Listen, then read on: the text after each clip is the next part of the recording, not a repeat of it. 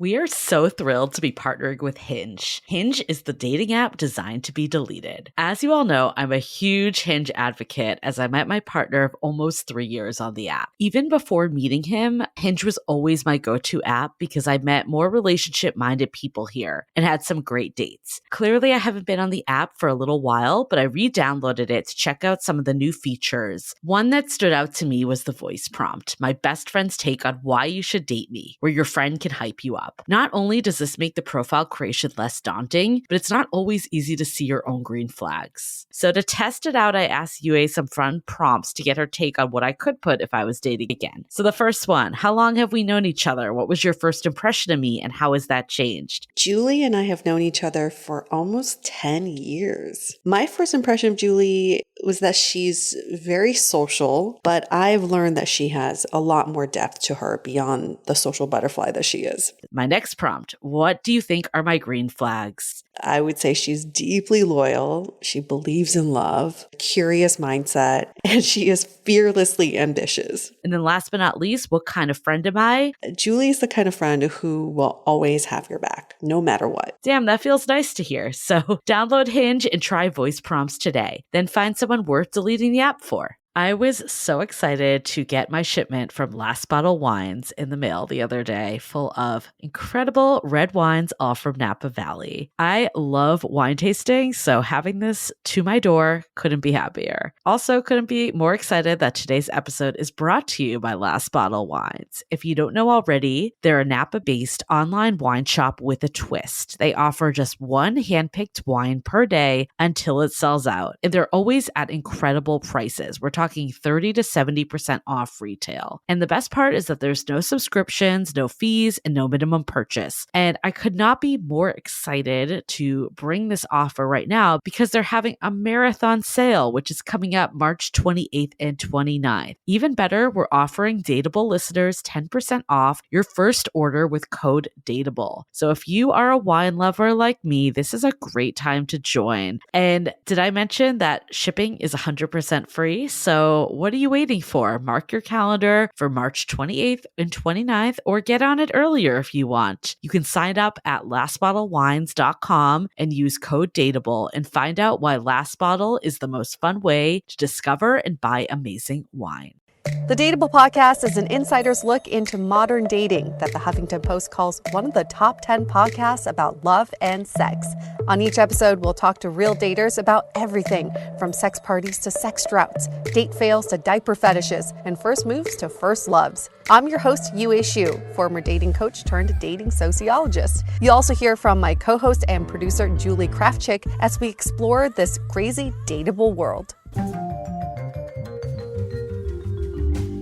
Hey everyone, welcome to another episode of Dateable, a show all about modern dating where we answer the question, why? Why do people do the things they do, and why do you do the things that you do when it comes to modern dating? Why? Why do we do these things? But this week, I'm not questioning why at all. I'm like, great. I love this outcome. Oh my God. This week has been a roller coaster, though. I feel like I've spent more time with people on CNN than friends and family. Longest week ever. The guy that's just using the touch screen on CNN, he must be so tired by now. The guy, like, I put him on mute at one point and he just looked like he was just a drone, just clicking on the screen.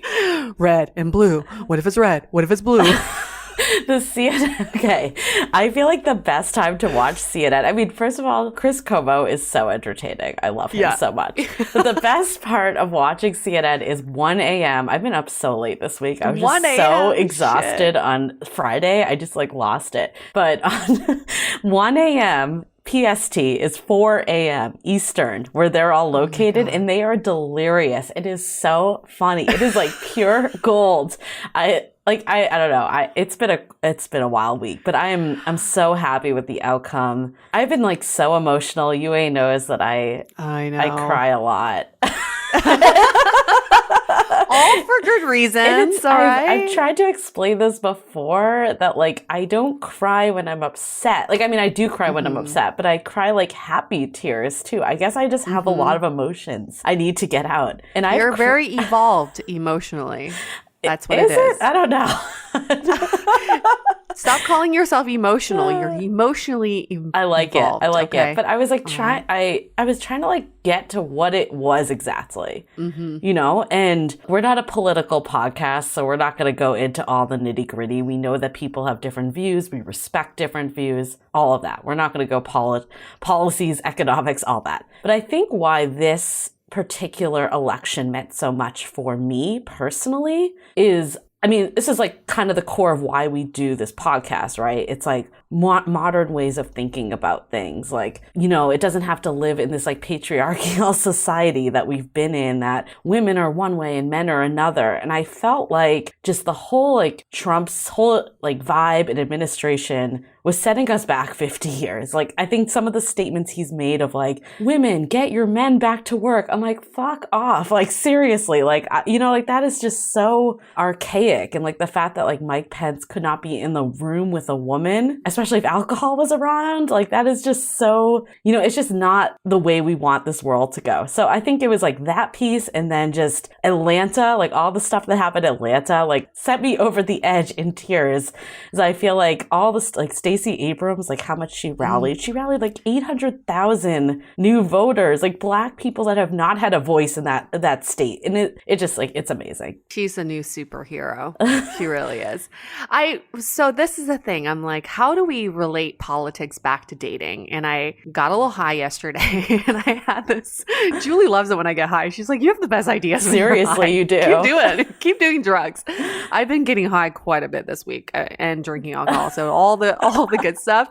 But I started thinking about why, because I do know I went to school in Colorado. I went to high school in Colorado, and a lot of my high school classmates are very upset with the results. And I kind of understand why. And I'll say this, like if America were think of America as being in an abusive relationship for the last 4 years. So for anyone who's really upset by the results, I think Trump is totally that abusive boyfriend, right? Yes. Just when you were America, just when you thought you were open enough to date a woman, he came in and was like, nope, you're going to go back to what you already know, which is just men and the most macho men. I'm a macho man. Listen to me. I'm so cool. I'm like, I'm the one you need. I will provide stability. I will make you great again. And then he goes and polarizes your family and friends to the point where some of them won't even talk to you because they hate him so much. Oh my God, this is an abusive relationship. It is. And then when you start questioning his motives, he's like, no, everyone else is evil. Gaslighter.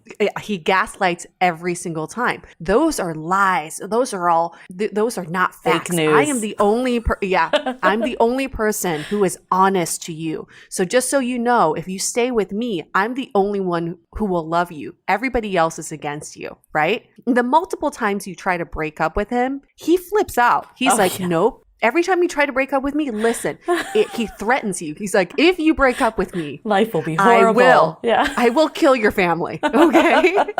And the time he caught you on dating apps trolling for a new guy, he's like, this is war. It's no longer about you. I'm going to win. And when he gets a sense that he's losing to this other guy in your life who is just a nice man, yes. Okay, a nice guy, he starts to ask you to question your own motives. What is wrong with you?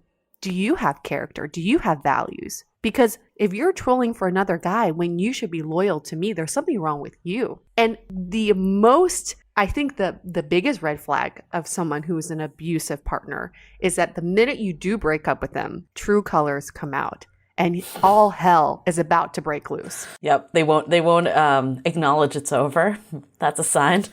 They won't acknowledge it's over. They'll threaten you. They will not leave your house. They'll make you feel like shit and tell you that nobody else will make you great again. The toxic masculinity and like what that brought, like I think Joe Biden is he's a good man. Like you can tell he's just like a loving, like good-hearted person. And the fact that like making fun of him because he was like, giving too many hugs to people and like too protective of his health, Sleepy Joe, like all this stupid ass shit that it's like, no, this is an evolved male that wants women to be equals to him, that like cares for all types of people. I'm sorry if he cries because his son passed away. Like, are you fucking kidding me? Like that was brought into it. But anyways, I think the amount of hope, and I know not everyone agrees, so hopefully we haven't lost some people, but I think the fact that I went to a comedy show last night with Taylor Tomlinson and Whitney Cummings, which was so good. It was outdoors. They were hilarious. I might have done a little mushrooms also, which made it funnier. Yes. But it was so fun. And like, it's just like, I think everyone, I mean, they definitely touched politics. They didn't go like the whole time, which I think was a good balance, but they were like, the amount of relief we feel right now. It's like, we can breathe again. Like, it's just like this weight has been taken off. And I think I felt it yesterday for sure. And I mean, I think I wasn't actually even that emotional yesterday because I got it all out like the earlier days. But yeah, I need a break from CNN and TikTok. I keep going back and forth. Oh my gosh. CNN and TikTok in the same sentence. TikTok, I was not a huge TikTok person, but in politics, like I did see some scary ass shit when I was on the right side of TikTok. But now, there's been some really great stuff on there. And the memes are on point right now. The memes came out. Strong. This is one of those things where you're like, what were the memes that were going to come out if he did win again? I mean, what would they have on Biden? Like, oh, he wears a mask? Like, yeah, right. It's really, yeah. And I'm sorry, calling like Joe and the hoe, like what the fuck? Like that is so, first of all, like she's- How old are you? Yeah, like- Are you 12? Exactly, like that is so misogynistic. And like, she's like a married woman that is like devoted to her husband. Like, it's not even an accurate statement. And even if it was accurate, like no one says that shit anymore. It's just, that is an abusive boyfriend. It is. Who will not leave your house. And when you bring a nice man around, he will try every which way to make this man feel like he's small. Right? Because he wants to flex his own masculinity, but it's all based on his own insecurities. He's so insecure. Well, next season of The Bachelorette, Melania, right? Yeah, she's like, I'm done. Who's next? There's like bets of like how long it will take her to file for divorce. Like, well, once he stops drugging her, I think she'll actually realize she's been in a dream this whole time. She's like, what? I really do want to see her as the man. Bachelorette. I know it's just a joke meme, but I think that I would, I'm not even a Bachelorette fan, and I would tune in for that shit. It would be the most dramatic season ever. Supposedly, Trump is getting a new reality TV show after this. That's the latest rumor. And I was like talking to a friend of mine. She's like, I'm so watching. I'm like, I'm so not watching. I can't do this anymore. Like, this is over. You know what I'm saddened by? Because I don't know much about Biden, his personal life. And I went down this rabbit hole of reading about all the tragedies that he's experienced in his life. And he's been in politics since his 20s. I know. The guy is about to turn 80 and he is just now president. He spent his whole career, his whole life in politics, when Donald Trump has spent his whole life in the media and all of a sudden was like, hey, you know what?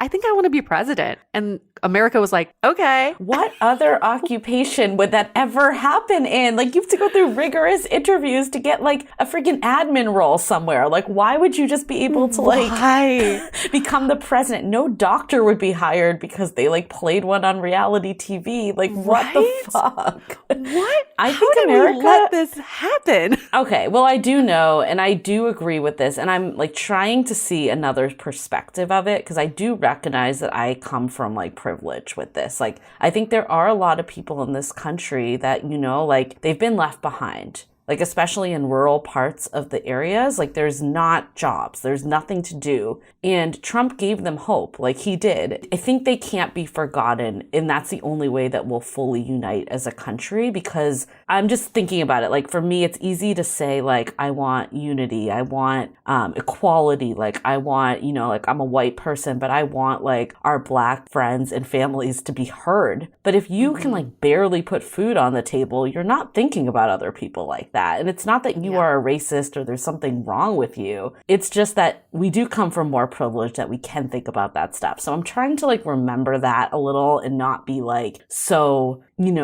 all people are racist that voted for Trump, because I don't believe that. I do believe that and I also witnessed on TikTok, because I was recruiting for our political your algorithm changed. My algorithm totally changed. And by the end, I was like, oh my God, do I start to believe this stuff? Like you start to get brainwashed. And I think TikTok and social media is wonderful to express yourself, but it's also dangerous that anyone can have a voice, especially with political matters that have no rhyme or reason and no logic, and they're just spewing things out. And I think that's what happened is Trump would say, like, I've done more for Black Americans than any other president. It's like, okay, but what? Like, what is it? Or I've done more for the economy. Well, you came into an economy that was starting to pick up. Like, what is the thing? But if you just keep saying shit over and over again, people start to believe you. And I think Trump, I will give him credit, is a wonderful public speaker. Like, I think he's a great public speaker. He knows what, like, levers to turn for people. And,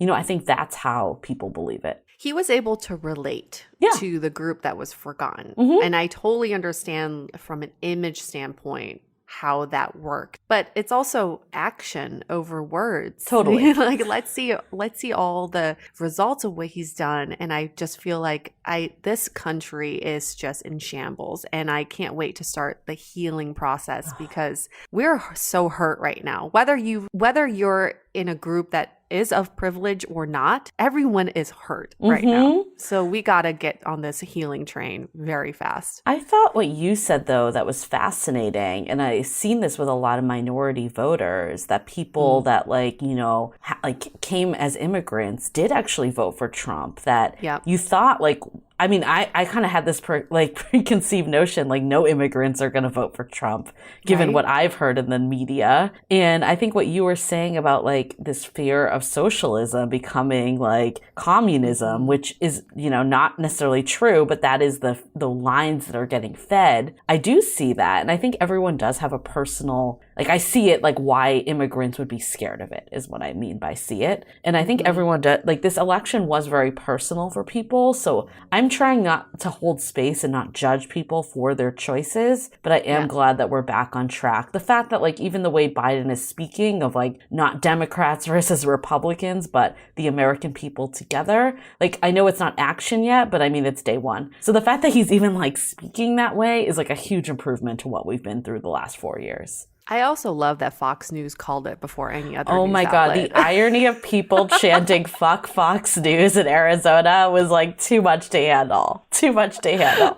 Also, this BuzzFeed article going around of you don't have to worry about Biden's tax plan if you fall into any of these. And one of them is this dirty ass microwave, or you got bubbles on your ceiling. And I'm like, oh, I kind of do. And then it's it's all these things that you're nope, you're not in that bucket that's going to be affected. You're good. But that's the misinformation that's been spread. My mom's a accountant, and she did people's tax returns if they were under Biden or Trump's plan. They were identical for the most part. But he has kind of drilled into people's heads that your taxes are going way up. And no, if you're under 400K, they're not. It's not. Yeah, it's all packaging. Yeah, he's a great marketer. He is. That's his job, though. He was a salesman. I mean, he is very good at selling. And that's very commendable. We know from dating, right? Marketing is part of the game, right? Dating profiles, your photos you use, some of that is marketing. And kind of transition off, I'm super excited that we're going to have Kimmy Seltzer, who is a fan favorite, who did Hacks to Looking Your Best. She's going to join us this month in the sounding board. So for everyone that's in that mid-tier, you're going to be able to get on the fly feedback of your look in real life or on your dating profile, with someone that really knows her shit. I was shopping and I literally heard Kimmy talking to me as I was shopping. I'm like, oh my God, I need the V-neck in maroon and bright colors. Cinched waist. I was like,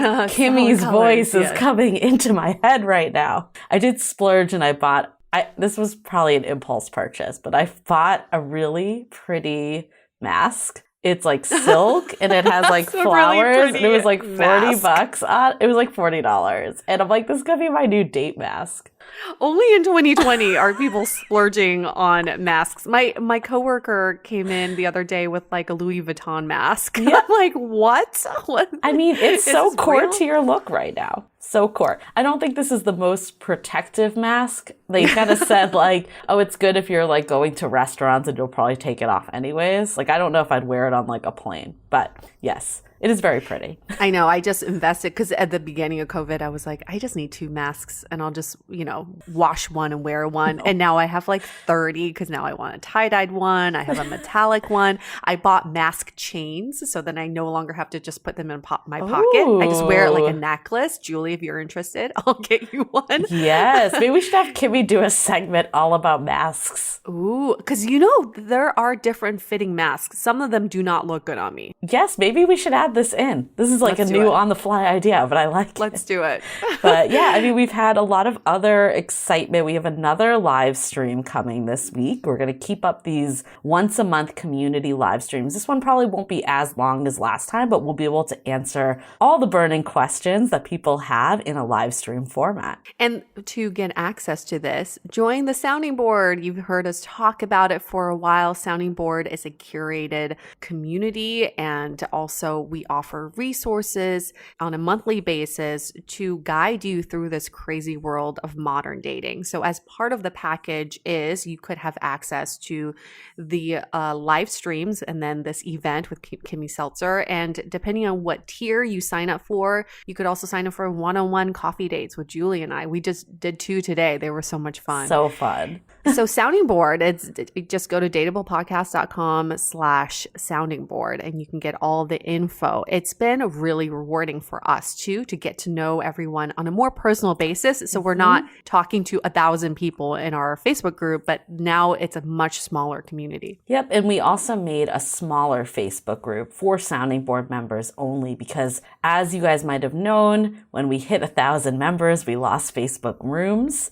So we have this smaller group that's now going to be for the happy hours and for the podcast discussion groups. And now we can open up some other things we're going to do. We're going to do a book club now. We're going to, potentially people ask like, oh, can I put my profile up to get reviewed? And it's just, honestly, we can't control it with 1,000 people. It's just like, it's a really personal matter. Just like one person saying something shitty can really be bad. So we're going to be able to do this stuff with the trusted group a lot more. So we're super excited. We think it's going to bring more opportunities. Some of the people that were in the happy hour last week was like, this was so great. It let us like really keep strengthening these bonds with the people that we're seeing. So if you're not on the Sounding Board, but you've gone to the happy hours, you've seen the benefits, like we get that now they're going to be part of the paid offering, but we hope you can support us. $6 a month if you do it annually is what, a coffee? Bougie, but maybe a bagel and a coffee if you're not in San Francisco. San Francisco, it's a coffee. But half a coffee. No almond milk. That's an extra $2. You can still have your almond milk. We also did the monthly challenge too. Our first monthly challenge. We're still trying to find like the right name for this series, but we started it off and it's available to everyone that joins. So even if you join now, you can get in on it. And it's all about limiting beliefs. And I actually saw one of mine show up. Like we did a lot of like exercises and prompts and ways that people can kind of discover their limiting beliefs and try to reframe their mindset. And I saw one of mine show up in the flesh this week. Really? Yes. We had a post in the Facebook group and someone originally posted about just like challenges of being more overweight when dating, about body image. There was one comment that was very negative and we actually ended up removing this person from the group because it was not in line with our values. And I commented back and kind of put up a post around my experience, because this was one of the limiting beliefs that I brought up, and it's definitely something I've experienced my entire adult life is body image. And I put up a post around a past episode we've done with Natalie Carey, Every Body Beautiful, and made a comment that we discussed about like different cultures having different expectations of beauty. And I've seen this firsthand of like, I think like British men, for example, have been attracted to me because I think they're like what they see. The word I used, and this is where I checked myself, was that rail thin is not like, what they identify as a standard beauty, like in America, like there's this ideal to be super thin. And I use the word rail thin, and someone did reply back and they said like, hey, that is actually kind of offensive to me who is really thin and trying to gain weight. And I also struggle with body image. And I was like, oh my God, I totally let my own bias come in because I was like, oh, everyone that is super thin has it really easy with dating, right? Because that's my experience. And I had to be like, oh my God, she's right. Like, this is just as offensive. It's just not the way I'm thinking. It's not my experience, but it doesn't make it just as offensive. And it was a good reminder that like, everyone experiences different things, and this is not what's holding me back. It's my perception of it that's holding me back. That's what I love about this group. You can have open discussions like this and kind of open our eyes to this other perspective instead of just assuming that this other group must have it so easy, must have it so good. We always have men saying, oh, women must have it so easy on dating apps. They must get all kinds of matches and they're going on date after date. It's good for them to join this group to see the challenges that women face on dating apps as well. Totally.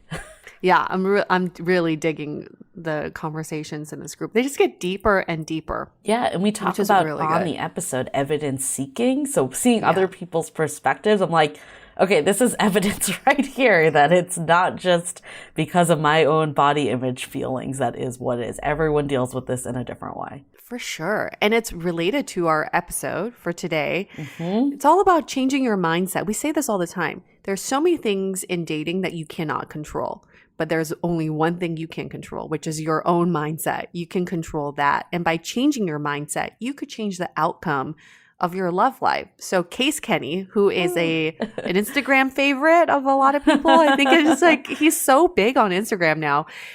He is, I guess, a mindset master. I would call him that. He helps you rethink and reposition certain scenarios and how to take better control of your mindset and your perspective. And he's been so instrumental during COVID to help with some of the things that you may be experiencing with his Instagram posts, which are these really awesome sticky notes that he writes, like just really great messages on. Or he has this workbook all about changing your mindset. His podcast is called New Mindset Who Dis? So it all ties together. Yeah, I was going to say he's more than just the Instagram sticky note guy. He is. There is a man behind the Instagram sticky notes. A very lovely man indeed. Oh my God. Yeah, but both you and I were like, who are some male voices that we can get on? Involved male. This is all coming full circle to like our earlier conversation. Someone that is in touch with their emotions, someone that can communicate. We're both like, Case Kenny, we need to get him. We like reached out. He like replied instantly. He's like, I'm so down. And we're like, yes. We had a great conversation with him. This is such an awesome episode. I needed this. I need a reminder of this. Yeah, originally we're like, maybe this should be the end of season, but we're like, no, we need to get it out. We need people right now, especially like mindset is so important with everything. And yeah, like this stuff is going to help you today. So we did not want to wait another day. Before we get to Case Kenny's episode, his interview, shall we take a sponsor break? Yeah, let's do it. All right. Well, this episode is brought to you by BetterHelp. Yes. In these crazy times, as we've all seen in this last week, it feels good to know that we're not alone in whatever we're going through. So take a moment for yourself today. How are you feeling? And how do you want to feel? With Julie and I, we know that working with a mental health professional is a great way to help you just navigate everything going on in the world. BetterHelp offers online counseling with professional, credible, and compassionate therapists in a safe and private environment.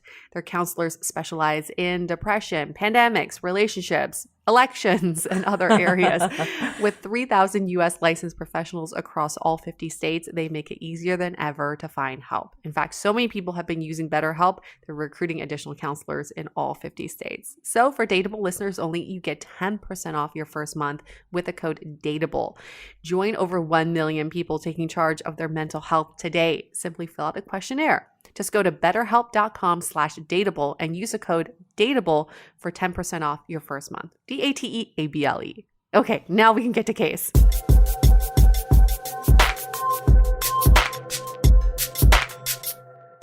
And Case, the man behind the most interesting sticky note sayings on Instagram ever. I mean, it's just brilliant that all your posts are just text on sticky notes, but so many people are engaged with it. One of my favorites, I don't know about you, Julie, I'm sure you have a favorite too.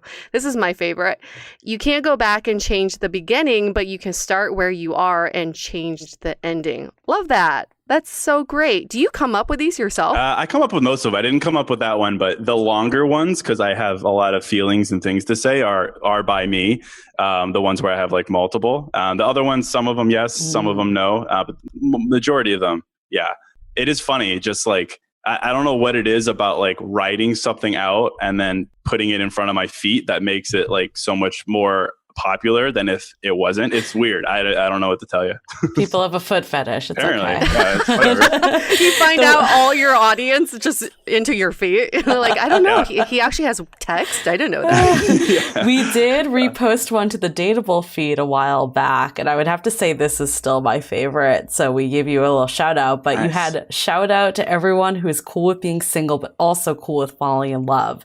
Nothing is broken. There's nothing to fix, just living, but open to the day when someone comes into their life and amplify the fun and happiness they're already got going on. I feel like those are words to wisdom that we're definitely going to break down more on this episode. Absolutely. Right, and you're more than just sticky notes. Like, it would be great if your full-time job was writing sticky notes, but the man behind the sticky notes is more than that. Who is he? He's 32 years old, lives in Chicago. He's been there for 9 years, originally from Chicago. So a lot of loyalty there. He's pretty single, taking a dating sabbatical. And he's host of the podcast. I love the name of your podcast, New Mindset Who Dis. Also posts, the best sticky note sayings, like we said on Instagram. And he has a line of journals that help you reframe your mindset. The 60-day New Mindset Journal, which I know 2 of my friends have already gotten, and they're totally like doing it to get over a heartbreak. And then the dating workbook, Single is Your Superpower. So we alluded to this, but why we love you and are still in love with you, Case, is we're all about mindset shift. Because I think a lot of dating is about blaming other people, but we really have to look inward. And something you said recently on an episode, you said, people want change, but they don't want to change. And that's the issue, is that they want the results and the benefits, but they're not willing to take action and change. And part of that change comes with your mindset. And mindset is something that you can control. And in fact, in dating, it's the only thing you can control. So today, we have you on our show to talk about 3 major problems that people may face in dating, and what are some ways to change your mindset around these 3 scenarios. But before we get to that, Julie and I are just so curious. How did you even get into this space? I mean, even in the beginning, you said, I have a lot of feelings. I don't hear many men saying that. So how did you even get into this? Thank you. Yeah, well, thank you for having me on. I appreciate it. I mean, I say it all the time, almost to the point where people are like, Case, we freaking get it. Like, you're just a guy, you listen to house music, you like Chipotle. We get it. But like, I say that so often because I'm literally just a dude. I never had any aspirations to be a self-help person. I don't even like the word self-help, to be honest, but I say it because it helps people understand what I do in a sense. So I never had any plans to do that. Definitely never in a million years that I think I would be giving advice on dating. I thought maybe at some point I could give advice on other things. I've always been a pretty introspective guy, but on dating, like, hell no. Never even thought of it. And it's funny, I've been podcasting for 2 years. All my quotes come from the podcast. So I appreciate you saying I'm more than just a quote guy. So it's like, even on the podcast, I waited, and this is because I'm 14 years old, I waited until episode 69 to even talk about relationships. You're such a dude. Yeah, no, so see, there you go. Validated in the conversation itself. So like, never even thought I was qualified. I still don't think I'm really qualified. I think I am good at some things and it offers value. So of course I lean into it, but never thought I would be doing this. I mean, the whole Case story in 30 seconds is I started writing and podcasting like 3 years ago. I was in a relationship for a long time, 2.5 years. Like, we lived together. It was serious, got out of it. And I was like, who is Case? what am I doing? I had kind of thrown my whole identity behind the relationship, and work popped out of it. And I was like, whoa, who am I without the relationship? And more importantly, who am I without work, right? I should definitely create that. So I started just podcasting as a means to ask myself questions in real time. I think it's much more challenging to ask yourself a question in an audio format than writing. Writing, you could kind of hide behind your words, but I feel like I'm much more vulnerable when I talk. So I just started doing it, talking about mindfulness things, talking about feelings, things like that. And then eventually I was like, all right, well, I have an opportunity here. It is episode 69, so I should do something. And started just giving my thoughts on relationships. And people were like, yo, this is awesome. I respond to what people think is helpful. So I continue to dish up whatever I can serve in that sense. So that's the short version of it. I mean, we always say it too. Relationships is like one aspect, like everything kind of interplays together when it comes to just how you show up and all of that. So like, what are some techniques other than people starting their own podcast, putting out all their feelings? What are some other ways like people can kind of get in touch with that type of stuff? Yeah. Wouldn't it be funny if my advice was, well, you got to start a podcast. It's like, tell a everybody new your podcast secrets on the scene tomorrow. It's very specific. Yeah. Well, I mean, the whole, like, the word I use for everything I talk about, it's not self-help, it's not self-development, it's mindfulness. Mindfulness, I like the word because it's much more apt to what I talk about. And dating, happiness, fulfillment, anything comes down to mindfulness. And mindfulness simply means self-awareness. And I think self-awareness is the key to literally everything in life. Like I could dish up any problem in dating or relationships. And a lot of it comes down to your point earlier, you want something, but you don't do it. You don't know why you're doing something in the first place. You're not listening to yourself. You're just being a kind of a walking mummy in a sense. So like everything comes down to self-awareness, which is why everything that I talk about kind of is around this idea of asking yourself more questions so you can come to the answers you want. Everyone wants answers, right? They want to know, when am I going to be successful? Who am I going to love? Who's going to love me? When am I going to be happy? All these things. You're not going to stumble into those things. You're going to work into them. And the start of that comes from the questions you ask yourself. So like everything that I talk about, mindfulness, whether it's relationships or just life, comes down to the questions you ask yourself so that you can be more self-aware. And when you're more self-aware, you make better decisions. You date with intention. It just, everything flows together. So it's kind of a vague thing, but when you get down like to the actual execution of it, it just makes sense. Well, let's take one step back, because now I'm wondering, Case, how did you even find these tools or even know the word mindfulness yourself? I mean, were your parents, did they bring you up this way? Did you learn about this when you were in high school? I don't know. It's something that I recently stumbled upon, and I'm like 80 years old. So I just don't understand like how you were able to stumble upon this all of a sudden and find such a connection with it. I don't know. I get that question a lot. And like, I don't listen to a lot of podcasts. I don't read a lot of books, like self-help books. I'm not, I haven't learned a lot of this from other people. It's funny. I'll do an episode and someone will reach out to me. They'll be like, hey, I'm a clinical psychologist, or I'm a therapist. And like, what you said is this and this and this. I'm like, oh, that's cool. I didn't know that was a thing. I just thought of this on my own.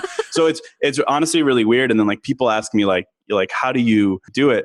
Like you seem to have this thing about you where you could just, talk about these things and make sense. And I appreciate that, of course. But to me, it's like, I don't know. It's just one of those things. Like if you ask a great athlete, like how they do something, they're like, I don't know. I just do it. It just comes naturally to me. Like if I sit down in my chair right over there on a Sunday and I put on the right music and I give myself the prompt, I'll just vomit out all these feelings in about an hour. Then I'll sit down and record it, and it just comes naturally to me. So I think, but honestly, to answer your question, I think it comes down to I think I'm more self-aware than the average person, and I never had labels to it. I never used words like mindfulness or anything like that. But I don't know. I'm pretty good at reading myself. Not always good on acting on it, but I'm good at reading on it. So I don't know. Not a great answer, but it's just like some people have certain abilities. Like I feel like I'm wired to be an optimist. Everything is glass half full to me. It just is. It's just the way it is. You know what, though? That's going to be so good because we want to break down. Because I feel like in dating, whatever is going on for you, you're going to get curveballs. Like things just do not go according to plan is what we've all learned. Like whatever stage you're in, whether you're like just dating people for the first time or ending a relationship or whatever it may be, like there's always ups and downs. And I think we always say on this podcast, like what Yue was saying earlier, it's like the only person you can really control is yourself and how you process this.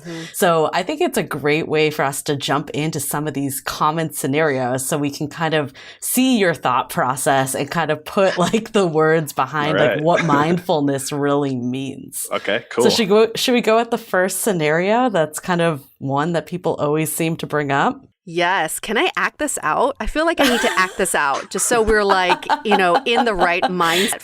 Do it. Take it. We hear this so much, and this has happened to me. This has happened to Julie. This has happened to my cousin's best friend. Like it's just everybody has experienced this exact scenario. I went on a few dates with someone and I really liked them, but they stopped returning my calls and my texts. It looks like they've flaked on me or ghosted me. In fact, we had a date planned for Saturday. It's now Friday. I still haven't heard from them. What's going on? Like, it just seems like they don't like me. Am I undateable? Am I just not worthy? Does something happen between the last time I saw them to now where they changed their mind about me? Did they find something about me on the internet? Like, what is it about me that made them change their mind? Yeah, your haunted past came out somewhere on the internet and they discovered it. I mean, that's classic ghosting 101. And you never know the true reason. I've never ghosted someone, and I don't say that as like trying to sound noble. I've just never done it because I think it's incredibly rude and disrespectful, and I would never ever want that to happen to me. But I mean, I can look at something like that if I were to be ghosted, and I would be fine with it. And again, this is my optimism in effect every time. I'll be like, see exactly. Wow. Yo, listen, 69 this. Yo, listen, ghoster. Coming for you. Get a Chipotle and come over. Right. Professional it up. I could look at that. I would much rather you ghost me after date 3 than after date 8. So in that respect, I'm super grateful. That's immediately how I look at things. And I know that's like, people are like, Case, that sounds really cool, but is that realistic? 3 great dates, like maybe you were vulnerable with this person, maybe started to develop feelings, like that really sucks. Like there's no way around it. But I think if you can spin it to something like that and like actually believe it, then that's super helpful. And the other thing, of course, to consider is something like that happens and you feel very isolated and it feels very personal. Of course, it's going to feel personal, but isolated in the sense you're like, man, I got ghosted, or maybe I even got ghosted again. Like this is the second time. This is the third time. There's something wrong with me. I look on Instagram. No one else is having this problem. Everyone else is coupled up and happy, and it's cuffing season. And it's great. So I think you combine my first mindset of finding gratitude in it in a sense, and the second mindset of realizing that you're not alone in this, and like this isn't an isolated thing that happened to you because you're undateable and unlovable and all these negative assumptions you could jump to. Like it's very common. Men and women don't want confrontation, and it's so much easier just to ghost. So I mean, that's like just at a glance, knee-jerk reaction to that. Like that's how I would approach it. So because I agree. Everything is, I feel like we tend to take things personally. I've definitely been guilty of this. And I think over the years have been a little more like, try to look at the facts. Like you were just saying, like this happens to a lot of people. It's not just me. Like, how do we move from having this like me mentality to more of like, let's look at the facts and really assess what's going on. Yeah. Well, I mean, that's self-awareness 101. I remember I talked about this on the podcast probably 100 episodes ago or something. So you probably didn't listen to it, but I went on like a second or third date with this woman in Chicago. And this was like, the first one was like, whatever. Okay. I always like try to give people a second chance. If I'm like, it wasn't a good date, maybe she was nervous, maybe I was nervous, whatever. Like as long as it wasn't terrible, like I'm down for a second date. Went on a second date. We're like, I don't know, 25 minutes in drinking. And all of a sudden she's like, I ordered an Uber. I got to go feed my dog. I was like, what? She's like, yeah, I got to go feed my dog. So I walked her to Uber and she was gone. It happened in like 2.5 minutes. It was like this thing. And I never heard from her. It was just done. It was gone. What? Yeah, it was the craziest thing. I was like, am I like, I didn't say anything. It was this whole thing. Anyway, so I look at something like that and like, I feel like a lot of people have been like, what happened? Like, man, I really messed that up, blah, blah, blah, blah. But I literally look at that and I'm like, that like says a lot about her. Like that, 1, she wouldn't communicate. 2, that's kind of rude, but it is what it is. Or 3, like I look at her and I approach it with immediate empathy. I'm like, humans are humans. Probably, maybe she got back with her ex. Her ex was in town, something like that. Maybe something happened. I don't know, but it is what it is. I could look at that and provide rationale so I don't go down this spiral of self-doubt. And to me, like that comes really easy. I'm not sure that comes easy to other people, but that to me, that's a really just effective way of approaching everything with empathy as an immediate knee-jerk reaction instead of judgment. In fact, I did a podcast on not taking things personally in life. And it's this idea of approaching people as puddles or oceans. Puddles have no depth, right? So you look at a puddle, you're like, yo, that's a puddle. Like, it is what it is. Like, that person sucks. Like, I hate her. She hates me, or whatever negative thing you jump to. Or you could be like, she's a puddle, or she's an ocean. Like, there's depth. Maybe she's got something with her ex, maybe something with family, maybe she's got things going on in her life. It is, it doesn't make the pain subside anymore, but maybe she's got things going on. I'm just going to take a step back, let her live her life. And I think that kind of approach, it really does help you to not take things so personally, being empathetic for me. And fun fact about her, actually, like 5 months later, she texted me and wanted to go out again. So of course, circle of life. She's a ghost. Yeah, exactly. They resurrect. Exactly. I mean, that's the thing, though, is like you don't ever know what's going on with people, especially if you've only been on a couple dates with them. Like, how long have you really been with them? Like, you have no idea. So, I mean, I think a lot of us, it is a hard skill to learn to like not take things so personally. But I do think like any way to like look at all the options that could be going on. So at least you can say like, maybe I'm one option, but I'm not the only reason this is happening. Yeah. You shouldn't like, maybe you are the reason. It is what it is. If you are the reason and maybe like you just weren't gelling and you're not her person or you're not his person, that's fine. I mean, that's a whole nother subject of moving past, like straight up rejection. Like, I'm not interested in you. That's different from being ghosted, I suppose. But I mean, give yourself options. Don't like put yourself in a corner where the only option is you're an unlovable person. Right. I mean, it's kind of hand in hand because it's like confidence. Like, if this person doesn't like me and want to be with me, then like, F that. Like, I'm going to find someone that wants to be with me. That should be the mindset. Right? Yeah. And we've all, I think all of us have been on the other side of this, where you go on a date with someone who's pretty great, but due to some other circumstances, you want to get out for some reason. Maybe you're not ready to get back into dating. Maybe you're still getting over someone. And all you want to do is get out of that date. It has nothing to do with that person. Mm-hmm. And we can always like put ourselves on the other side of the situation too. Yeah. Yes. I've been on dates in years past where I like, I was like, I should go. I need to put myself out there. I need to go on a date. I get there. I'm like, I'm just not ready. I really want to leave this date right now. I'm going to go feed my dog, whatever. Everyone like reacts differently. So like, that's a great way to put it for sure.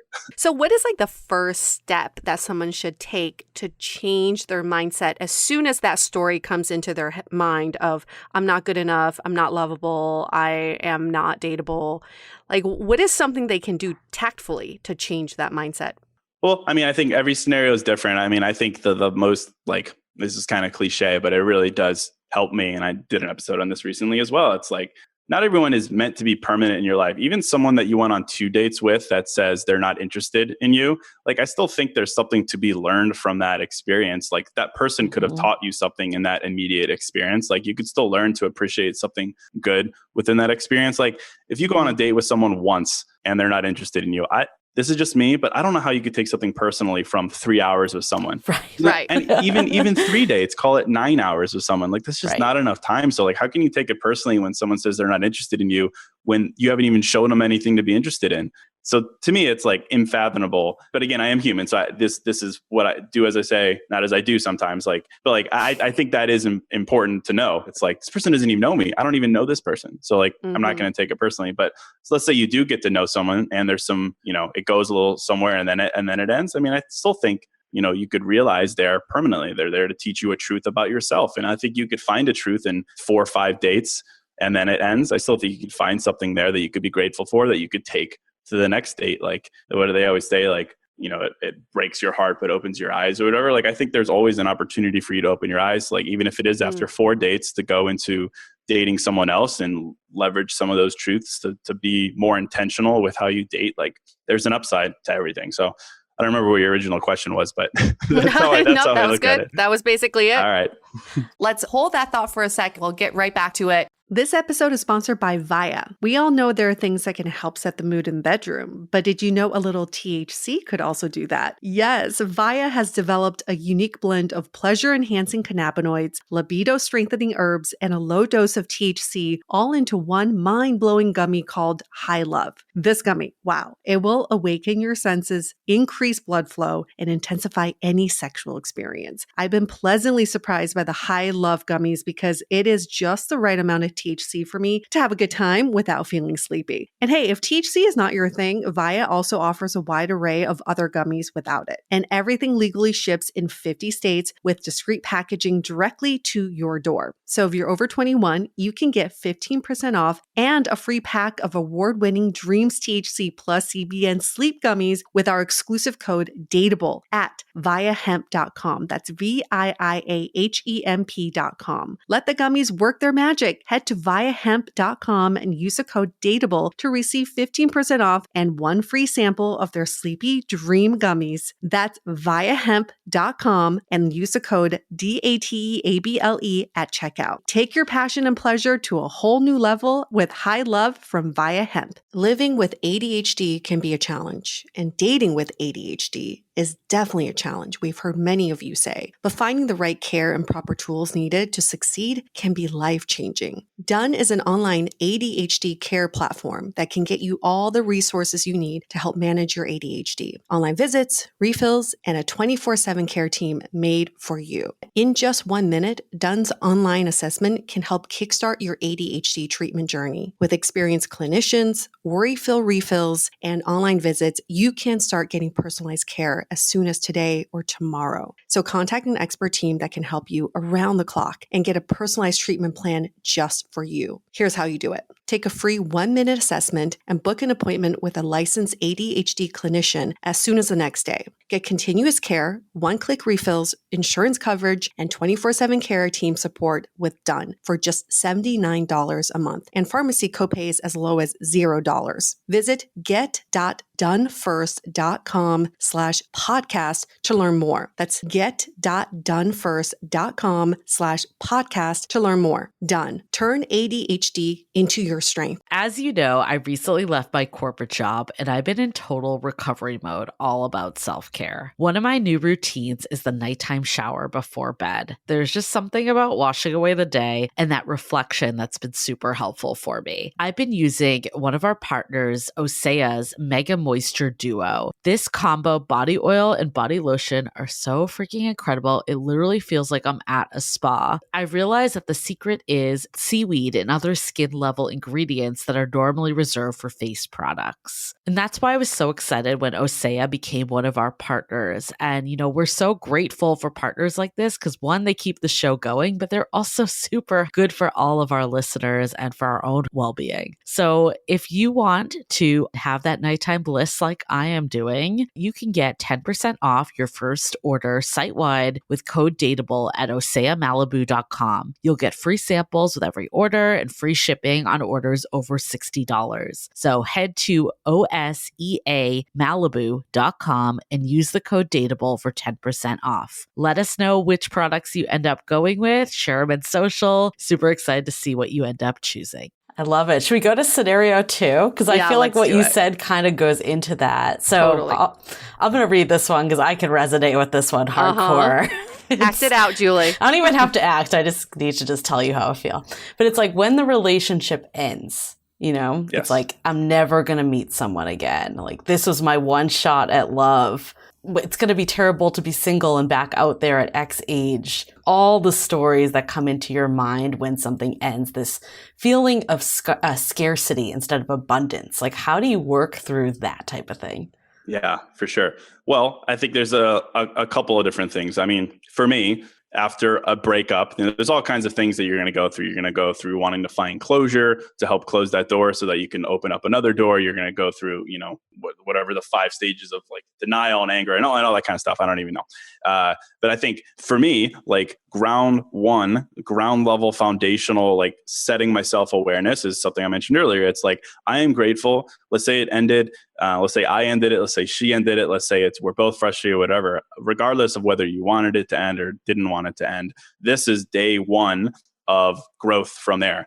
I talk a lot about this, like, in my opinion, and I've been through several breakups that were like 2-3 year long relationships. So I'm not just, theorizing here. It's like, out of a breakup, in my mind, you're guaranteed to grow through it. I've never met someone who doesn't get out of a relationship and not grow in some kind of way. So there's immediate, I wouldn't say gratitude, but there's an immediate realization that like you're human, like you're wired to evolve.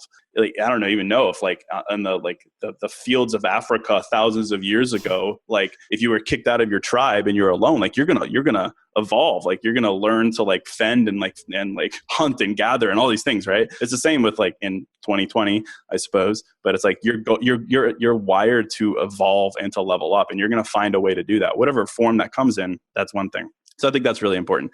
When you get out of a relationship, I think that the best thing you can do for yourself before you get into that mindset of being like scarcity and like, those kinds of things is reevaluating why you date. Like this was like the whole substance of my new book was you're dating why. Like, why are you dating? And like, I go round and round on this a lot, but it's like, people are like, what do you mean? Why do you date? Like, you're supposed to date. Like, you're human. You're not supposed to be alone. You're supposed to find compatibility with someone. You're supposed to date. You just do it. Like, why question that? Like, yes, of course that's true. But I think like if you were to ask yourself, why am I setting up dates with someone, or why do I want to date, or even like bigger, like why do I want a partner? I think it's got to be more than just saying like, well, I don't want to be alone, or I want to spend my life with someone, or something like that. Like, it's got to be more than that. Like, those are valid reasons, of course, but I think it's got to be deeper and honestly a little bit more selfish than that. It's got to be more self-serving. Like, my dating why is as cliche as it gets, but it's very self-serving. It's like, I want to find someone who helps make me a better person.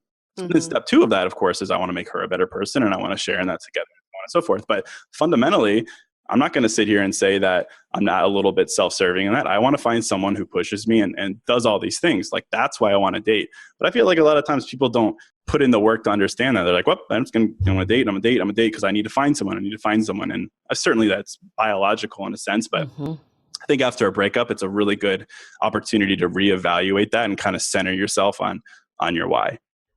I think that's also really great too, because it provides facts for your, like, why this ended. You can also look at, like, was this the relationship that worked for me? Like, am I going to take this person off a pedestal? Because I think sometimes when you go through a breakup, it's even less about the person. It's more of just like the life you could have had with them, or like not being single again. Like, it's like, how do you kind of work through that stuff and like lift off, like, especially when I think almost relationship, you've talked about this before, like, or a relationship that doesn't fully get off the ground. There's a lot of like gray area of like, what could have happened. Okay.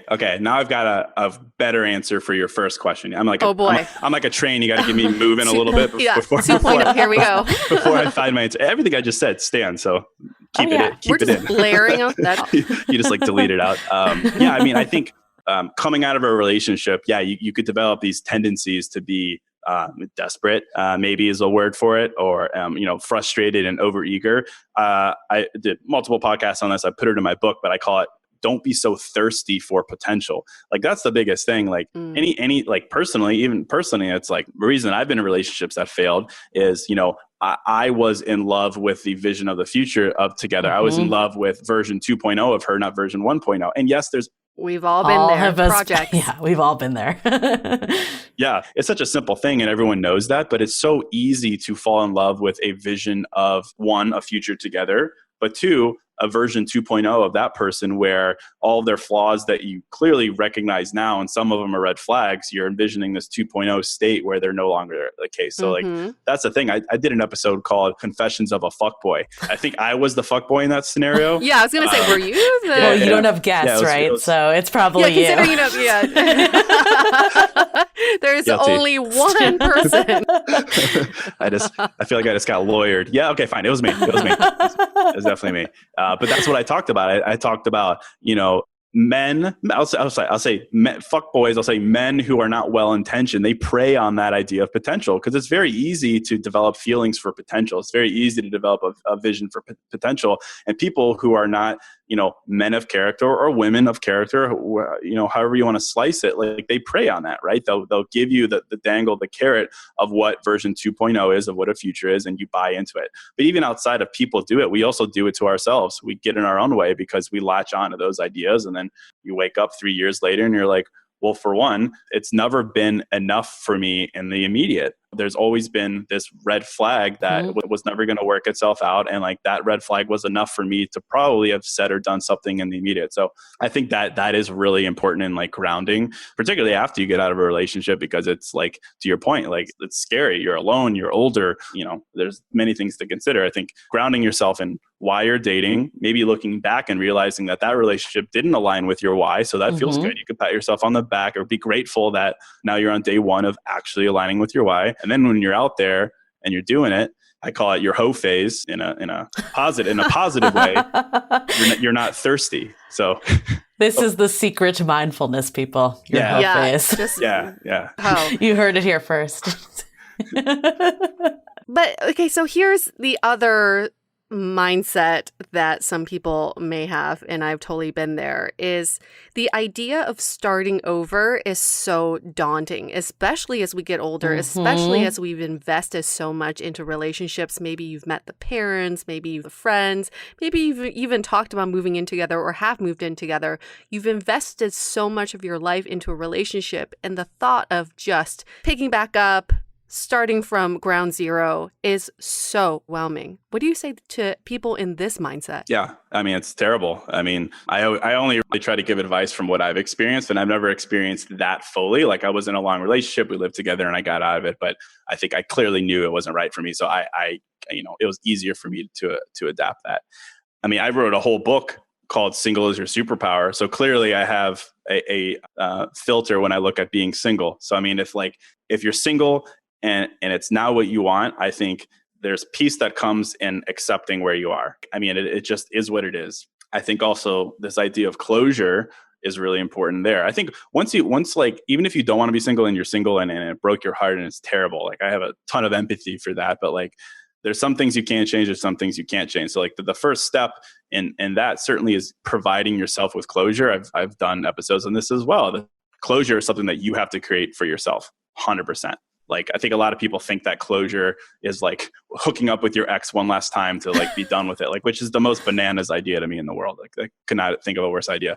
Closure comes to you in the form of reassurance from your partner that you weren't right for each other, or some like mutual peaceful acceptance that, you're better off not together or something like that. To me, that's not true closure. That's like you basically needing someone else's permission almost to move forward. And like the whole idea is you need to create closure yourself. Like you have to find a way to do that. I can't give blanket blueprints on what that looks like for everyone, but I think it comes from kind of everything that we touched on so far. But then from there, it's like, and I know it's not easy. Everyone's different. It's tough for me to give blanket advice and say, being single is amazing for everyone at every age and every, city and so on.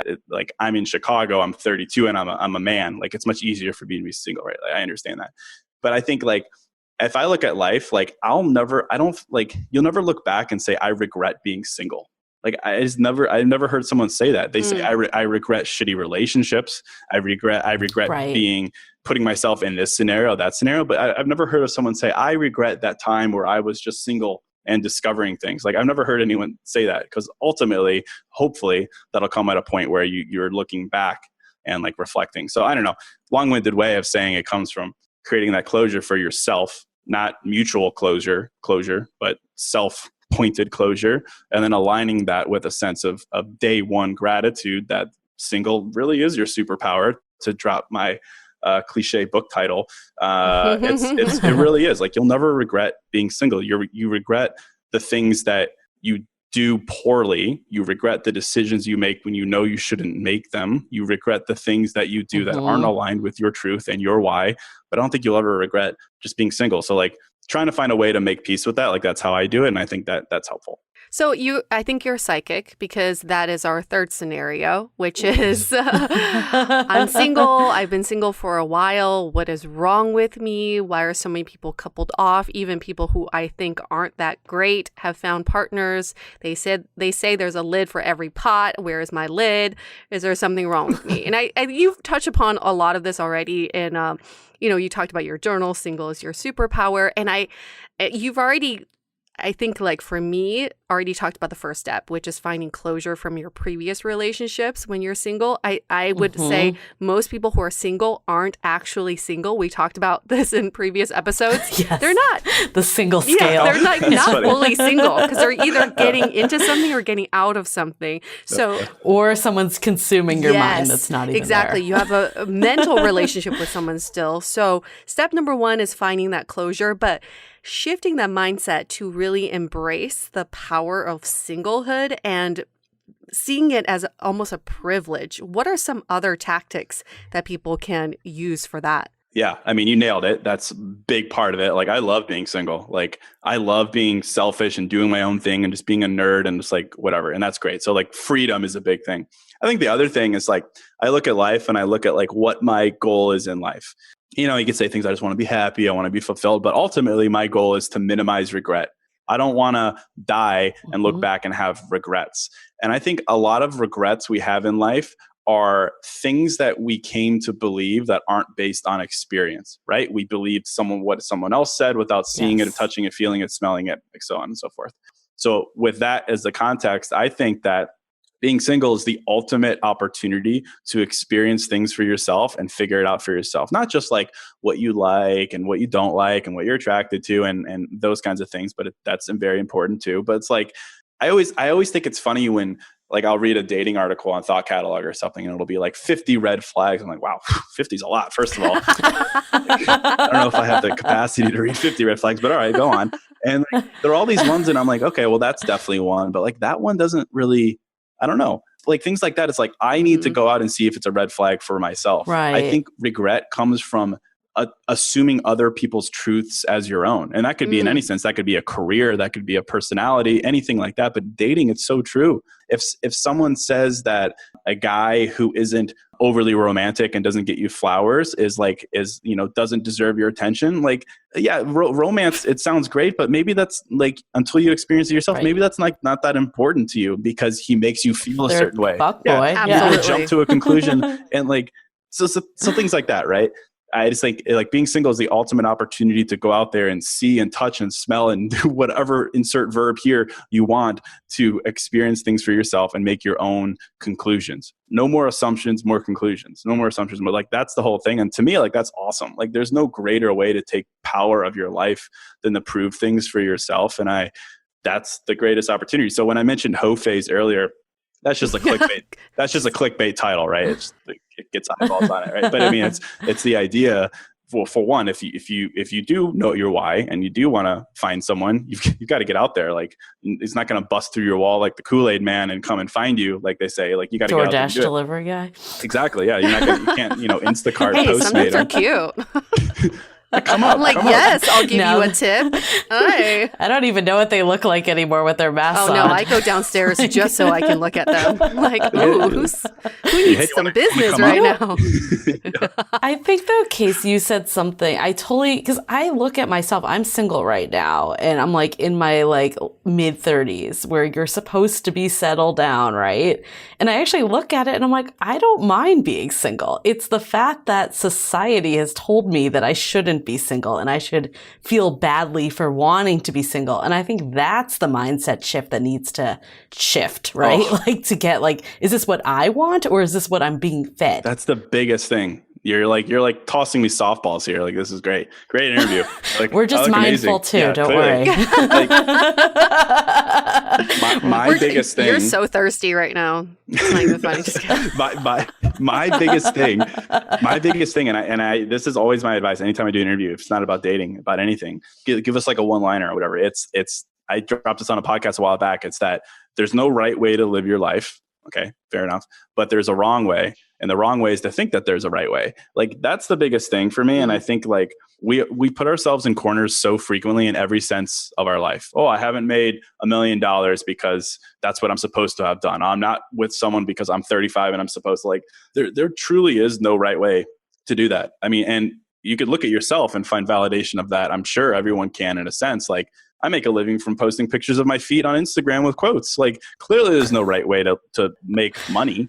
Right. And the same goes for dating and relationships. I think like it doesn't dissipate the pressure. I think there's always going to be pressure. Like it's not going to poof go away. But I think there is a lot of peace and freedom that comes from recognizing that there's no blueprint. There's no right way to do it. And no matter what Instagram tells you, like it's just not true. So to me, like that offers like so much freedom, and it just like makes me calm down when I do kind of get in that pressured mentality. But I mean, yeah.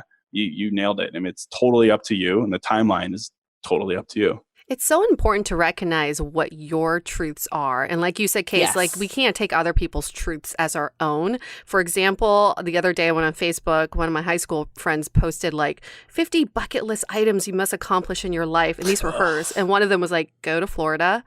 Another one was like, witness someone die. I'm like, no, that's not a bucket list item for me. But she was like, put a heart next to ones that you've accomplished. I'm like, no, these are not my truth. But I think we see the same thing with articles that are like 50 things that you should think about when you're single, 50 things to do to make yourself more dateable. And it's not, these aren't universal. So it's like tapping into yourself and your intuition of what singlehood is about. Yeah. Totally. Those are interesting bucket lists. Yeah. But I mean, the list goes on. Yeah. I mean, that's it. That's it. Like, I mean, I think your truths come from your experience. Like I'd be hard pressed to think of a truth in my life that I have truly adopted that I haven't done or experienced myself. Cause that would be so disingenuous to yourself, and you would feel it and you'd feel misaligned. So I think that's the case, like being single, getting out of a relationship, no matter like how you ended up being single, it's like the greatest opportunity to hit reset on so many things, right? Hit reset on your why, so that one, you can look back and like validate that you're out of the relationship for a reason because it doesn't align with your why. And then that you could find closure in that. And then you could use that to move forward to, find and validate or create new truths that are important to you at this stage in your life that you maybe didn't have previously. Like it's chapters.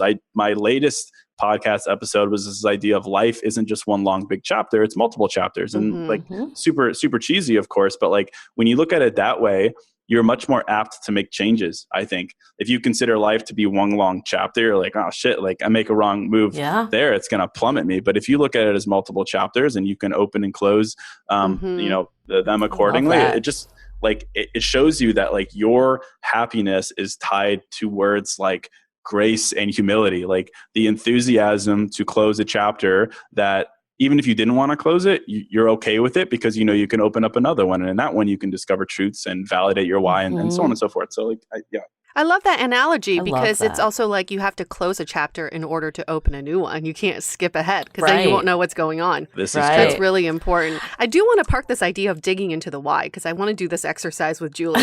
We need to do this. But do you think some people are just too good at being single to the point where they don't want to find love? What do you say to those people?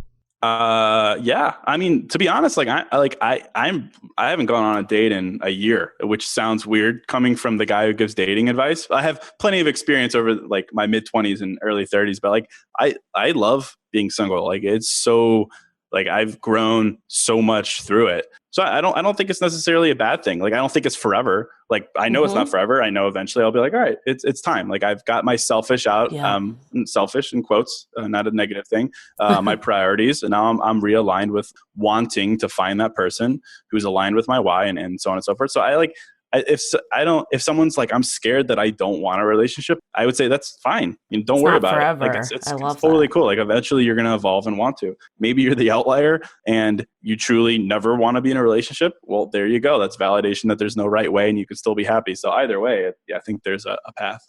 I think another thing is like this kind of goes full circle to your Post-it quote that I pulled out of like that it doesn't need to be an either or so much. Like I think for so long I've thought too, like if I like being single, then does that mean I'm not a relationship person?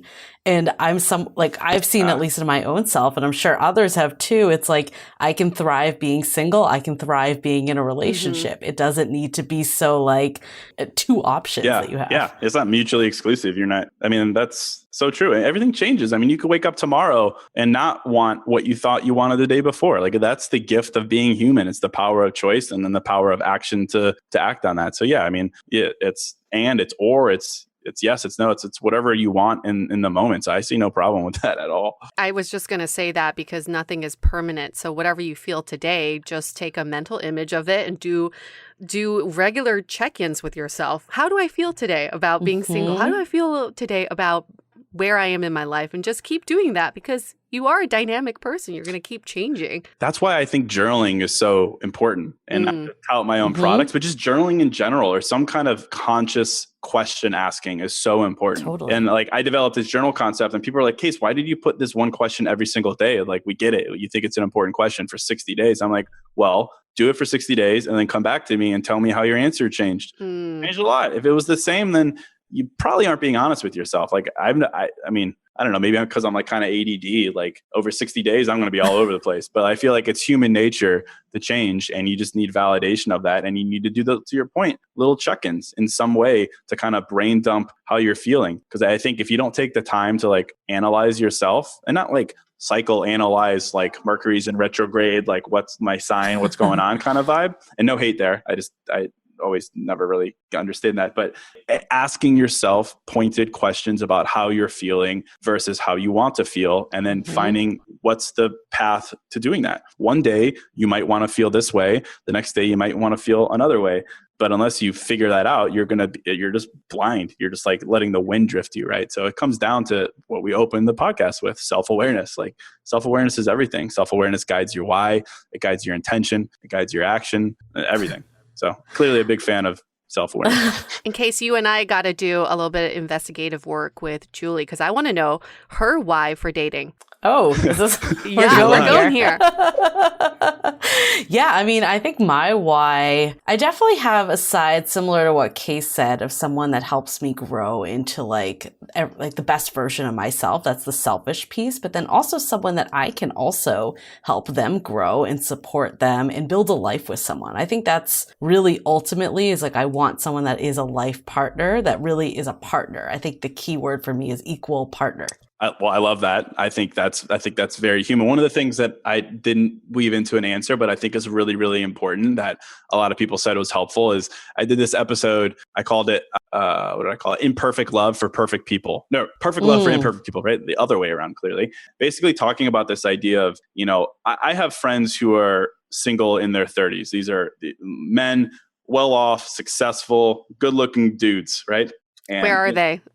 Let's bring them on the podcast. We have people that want to meet them. You can just pause right there. No, just kidding. We have a lot of single women who listen to the podcast, so they're like, "Oh, hey."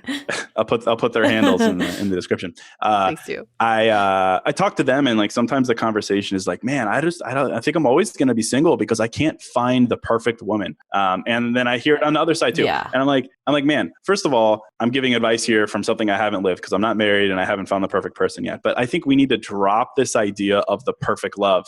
So hard. Yes. Like, and I get that. I want to find someone I'm physically attracted to and that'll last forever. I want to find someone who's successful and driven. I want someone who's funny. I want someone who's compassionate and kind and all these things. But at a certain point, you're going to find someone who is so compassionate and empathetic and funny and driven, but they're not your peak vision of physical attraction. But that's going to be totally fine because everything aligns around those more important things, or vice versa, whatever. Who am I to judge? Maybe the physical thing erodes some of the other things. Who knows? But regardless, like I just find these conversations where it's like it has to be perfect. It has to be absolutely perfect. And for me, it's like the perfect thing about relationships I've had in the past, and like my vision for the perfect relationship is how that person makes you feel. That's it. Totally. That's everything, right? I mean, how do you define connection? It's a feeling, right? So it's like think about, like, when you're thinking about your why, that's the reason I brought it up. It's like, what is the feeling associated with your why? And there's lots of different adjectives you could bring up. You could say supported or vulnerable or driven or whatever. Figure out what that adjective is, and like that is what makes a relationship and a person perfect, not like your bullshit checklist that so many people want. So anyway, I thought I would add. I think my other why, I was thinking about this as you were saying it, is like someone that fully sees me and I fully see them. Like they can have the perfections. Like no one's perfect. Come on, no one is perfect. Like the end of the day, I think, you know, that I love this whole like how they make you feel, because I feel like for so long, and I'm sure others can relate to this. Like when I was, I think at the peak of my like serial dating life, like I was always just your whole life. It was my chapter. Okay. The chapter is closed. It's on a new chapter now. So my serial life chapter serial dating, not serial life, serial dating chapter. I feel like, with that, I was always just trying to see like, did that person like me? Did they want to go out with me again? And I never thought about, or did they fit the criteria? Like Casey were saying, do they have a good job? Do they, you know, look a certain way? All of that. And I think ultimately it is all down to the feelings. And like there's techniques too. Like this is going to sound super bougie, but I'll say it anyways. Yue knows this, but one of my favorite things that I would do is like, this started actually after a really bad breakup, but I would go to the hot springs in Sonoma, and I literally went by myself. It was like one of the things, and now I do this on a semi-regular basis, and it's like a couple solid days of like reflection, where it's like you have your journal, there's different books I've read that's like visualization techniques and stuff, and like one of them was like, can you imagine how you would feel like on a Saturday with your partner? Like what would you be doing? How would you be feeling? Like all of that. And I think just getting in touch with that stuff does help you recognize like when it actually shows up and you can see those feelings. I love that. I mean, kudos to you for doing that. I think that's a great opportunity to reset. I mean, I think all these things go hand in hand so powerfully, right? I talk a lot about the law of attraction, for example. Similar idea here, right? Once you develop your why, you're going to want to visualize it, right? But the law of attraction for me isn't about visualizing what you want. It's visualizing what you believe in, right? And what you believe in, belief is a belief in a truth, and a truth is a feeling. A truth is a value. It's something like kindness or empathy or confidence, right? Things like that. It's the same for your why. All these concepts go hand in hand so well together. You know, it comes down to a feeling and visualizing a feeling and aligning the feeling with your why, and so on and so forth. And then, you know, validating that feeling based on experience when you're in your hoe phase and like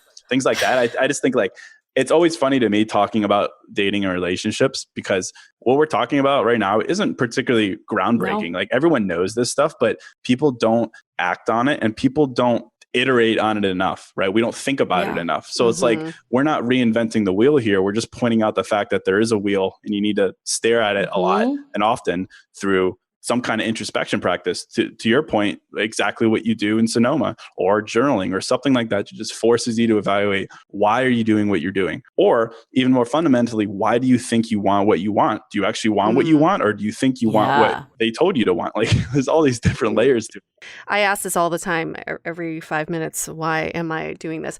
But I think, correct me if I'm wrong, your why doesn't need to be as profound as Julie's why either. Like your why could simply be, I'm bored.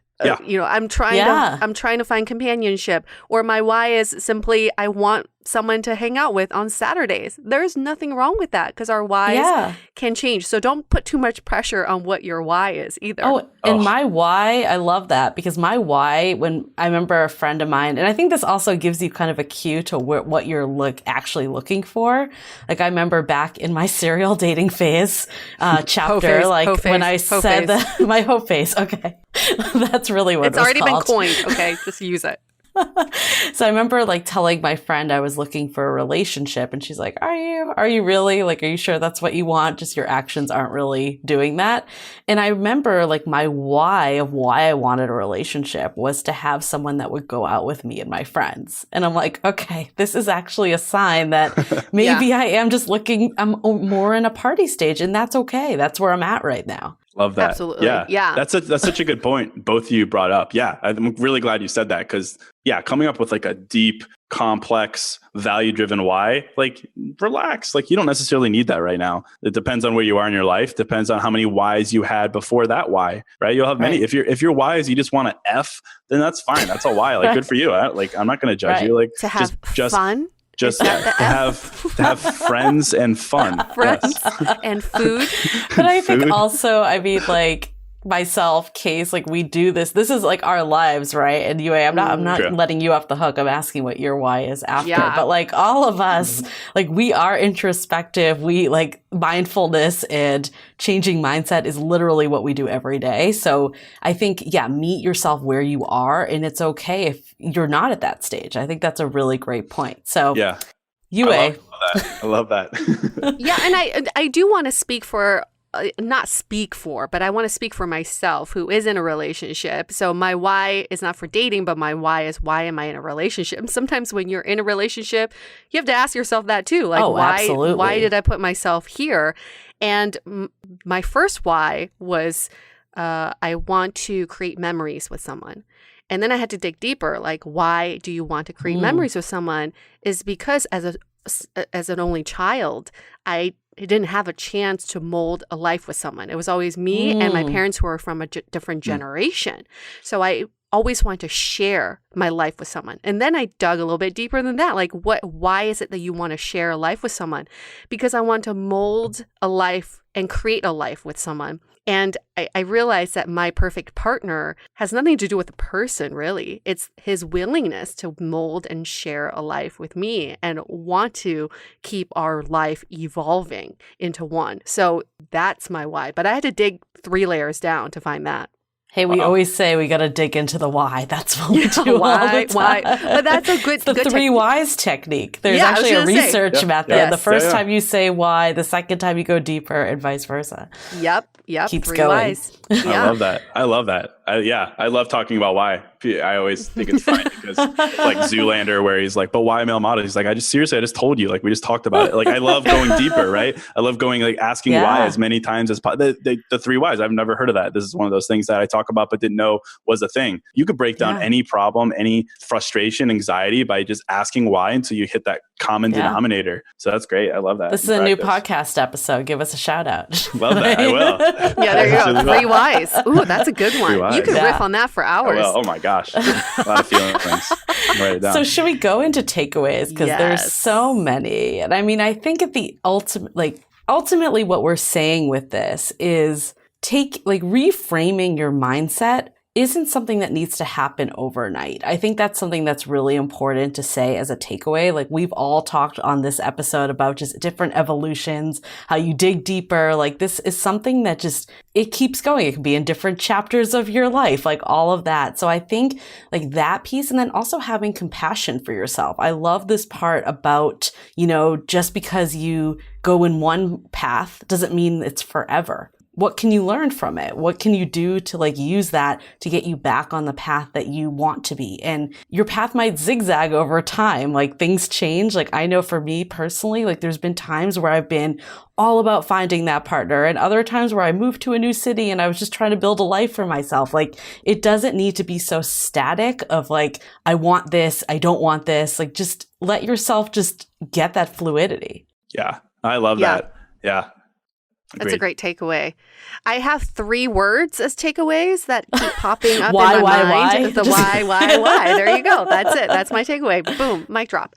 So the 3 words are intuition, gratitude, and appreciation. So the intuition part comes from our earlier conversation Case, is that I feel like what you've stumbled upon comes from your intuition, which we all have. But for some reason, we don't listen to our intuitive self too much. We always are looking for other people's paths that they paved or other people's advice. Like, what would you do in the situation? But we forget to dig deep into how we function as human beings. A lot of what we're saying could be common sense. It's just that we're not digging it up from ourselves. We're trying to look for it elsewhere. And this idea of gratitude is really great, especially when you're closing out a relationship or starting a relationship, giving gratitude to your current situation, where you are today, and just knowing that you are a privileged person by being in your situation today, whether you're single or not. And the third is appreciation. And I heard someone tell me this the other day. They were like, practice appreciating everything that leaves you. So it could be physical. It could be like throwing away the trash. It could be like giving away money, or it could be giving someone a hug and then they leave you, or it could be digital, like digitally sending someone an emoji. Give appreciation to everything that leaves you, and then it will make you more mindful in your actions. That you don't take these things for granted. So when you let someone go in your life, you appreciate them. Thank you for being in my life. Even if you don't tell them to their face, you say it out to the universe, because that already changes your perspective on someone leaving you. It's not so much a loss anymore. It's just, I'm appreciating this.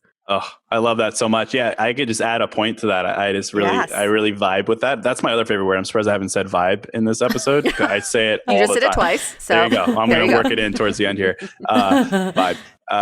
Yeah, I mean, there's a quote that I referenced on one of my episodes. It was like, you erase the mistakes of your past, you erase the wisdom of your present. And I think that's so powerful, because we tend to look back at failed relationships and we want to erase them. We're like, I wasted my time, that it wasn't real, all these things. And it's like, okay, yeah, it didn't work out and it wasn't right, but look at like what you know now. So exactly to your point there, you can carry these things with you without wishing them away. And then to your first point about intuition, everyone has intuition, of course. It just depends on how self-aware you are of that intuition, and then how willing you are to act on it.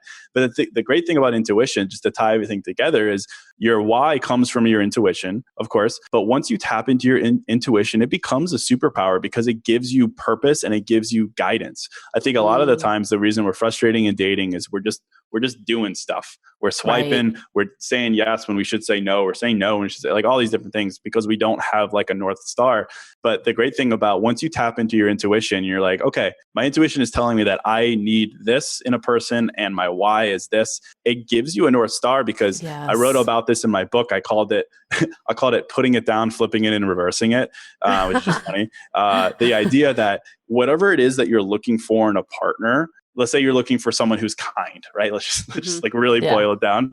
Like, how can you expect to find someone who's kind unless you're kind yourself? Yes. When you realize that, you're like, okay, well, now I have a purpose. My purpose is to be kind. Obviously, that's the simplest example ever, but like, it gives you purpose. Now you know what to do, right? So you're not just like waiting and hoping and kind of blind. It doesn't tell you exactly what to do, but it gives you purpose, right? So like, I love how everything like ties together like that. I think the why is so important, and that, I guess, is another takeaway I have. Like, I love that. I mean, we dig into the why all the time, but I love what you were saying about just like, what is your personal why? Because I feel like we are always looking at like the whys of modern dating and what's happening, why people do the things they do. But like, I love this personal why, because then you can look at all these thoughts that come in your mind that we all talked about, these like jolts that happen. And when you get broken up with, or like when you break up with someone, if you can really point to your why and see how they weren't your why, that gives you facts. And I think having facts is really important, because if we don't have facts, we create stories in our heads. And that's when we tend to tie it back to ourselves and why we're the problem and all this stuff. And that's just like a bad slippery slope. That's a downward spiral that no one needs to be in. It's like, how do I focus on my why and what works for me? And that's why journaling is so great. You've got a paper trail. Yeah, totally. You've got all the evidence, right? Or recording it. I think the recording it, like, you don't have to do a podcast like Case, but like even a voice memo, like if you're not someone that likes to write, like I feel like that's a great way to get things out, or just like having something that has prompts. Like I think that piece is like a really good part to get the thoughts going. I agree with that. Can't say the certainly. thoughts. And we want to record your thoughts too, Kay. So one final question for you is, what do you think being dateable means? Being dateable. Well, I mean, the most cliche answer in the world is just being real, of course. Because I think the second you're not real, the sooner you're setting yourself up for failure, certainly. for one, when you're not real, your intentions aren't aligned. And two, it's confusing as F to anyone else. Like, it's just going to be confusing. You're going to be putting out all kinds of weird signals. So, I mean, like, everyone is dateable. No one is not lovable, right? And I think the predicaments we put ourselves in are when we're trying to be someone we're not, or we're not being well-intentioned with what we want. So both of those kind of evaporate when you settle on, I'm just gonna be real. And I know that's not easy. Like, some people being like, well, the real me is boring, like, or the real me like doesn't have that many great things. Join the club, man. I mean, there's everyone's average. Right. You're setting yourself up for failure when you think that you need to be, some really cool dude or woman. Like, just be yourself. Like, you'd be surprised like how many other people are having the same exact feelings, and if you just kind of drop that layer there, you would be so much better off. So yeah, find your perfect imperfect person, right? Exactly. There you go. All comes back.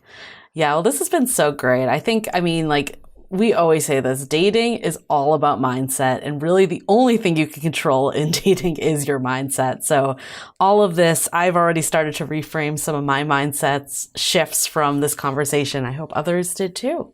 In case if people want to learn more about what you offer, your journals, your podcast, your relationship status, where can they stalk you? Instagram's best, case.kenny, or newmindsetwhodis.com. But Instagram, you can get everything there. I assume your podcast is on every single player. Oh yeah. Yes. So everywhere. He's everywhere. I mean, this is a great way. Like, I'm all about doing like the retreats like I mentioned, but that's just not realistic on a day-to-day. So, put on New Mindset Who Dis and you get like a little tip every day. Yeah. And then journal while you're at it, right? There you go. Yeah, I actually, on the podcast, I do these things called music and mindfulness, where I team up with DJs and we create. Love that. So you can work out to it. So even there's no excuse. There's no excuse. You could work out. You could sit and be quiet. I listened to you on a walk the other day, and it was like, it was really nice. You're like looking in nature, and then you're reflecting on your own stuff. It's great. Oh, I appreciate that. Thank you. Isn't that just so creepy? How many people are out there just listening to you over and over again? You have no idea who they are. They're like, Case, I feel like I really know you. You're like, who dis?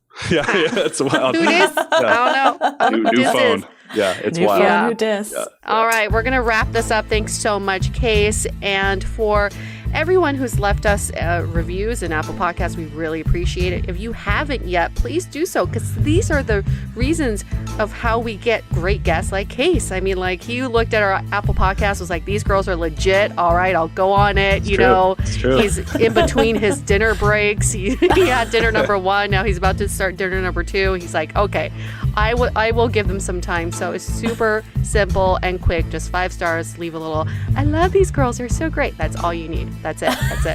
Okay, we're going to wrap this up. Stay dateable. The Dateable Podcast is part of the Frolic Podcast Network. Find more podcasts you'll love at frolic.media/podcast. Want to continue the conversation? First, follow us on Instagram, Facebook, and Twitter with the handle @DateablePodcast.